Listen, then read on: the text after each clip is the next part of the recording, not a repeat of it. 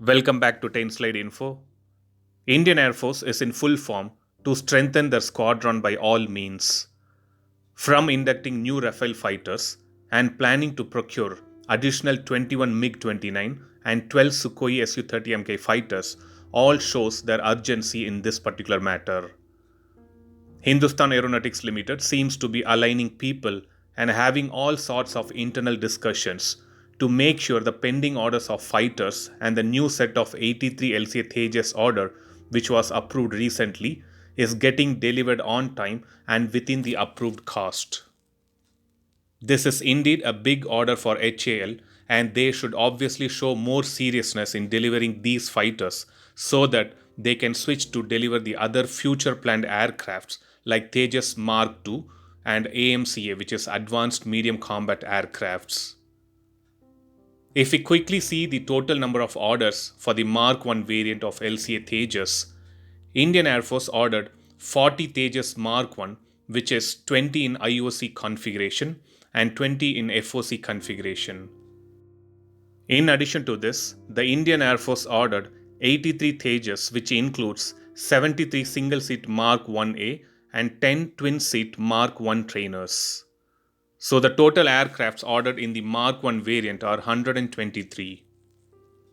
Now coming to AMCA and Mark 2 variants order, as per the defense sources, it looks like Indian Air Force has revised the order count for both these upcoming fighters, and they are 170 Tejas Mark II and 120 AMCA fighter jets. If we quickly revisit this video, we can understand the responsibility of HAL with the manufacturing of these many fighters along with other tasks which needs to be taken care of. Based on the pending order delivery and based on the outcome of the first flight of Mark II and AMCA, the order count might get reduced as well. Also, a few days back we came to know that HAL is scheduled to conduct the first flight of LCA Mark 1A jet by March 2022 tentatively. Seeing the pending order details and future order to be expected will obviously make HAL rethink their strategy and align the relevant team members to make sure there is no delay or deviation in the plan of manufacturing, first flight, and delivery. In order to expedite the delivery and production, the Aeronautical Development Agency will be forming the public-private partnership, and it will also have a new production line in Coimbatore inside the Tamil Nadu Defence Industrial Corridor.